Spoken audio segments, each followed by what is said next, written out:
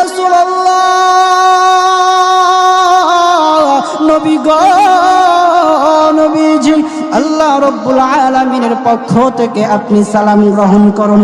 ওগো নবীজি, আপনার কাছে যে দুইজন ব্যক্তি এসেছে, আয়েশা বলতেছে আল্লাহ কি তাদের দুইজনকে মাফ করবে? ওগো নবীজি শুনে নেন, কুল ইয়া ইবাদিয়াল্লাযীনা আসরাফু আলা আনফুসিহিম লা তাকনাতু মির রাহমাতিল্লাহ ইন্নাল্লাহা ইয়াগফিরুয যুনুবা জামিআ ইন্নাহু হুয়াল গফুরুর রহিম।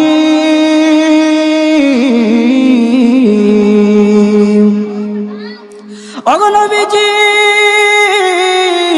আল্লাহ তাআলা সুসংবাদ জানায়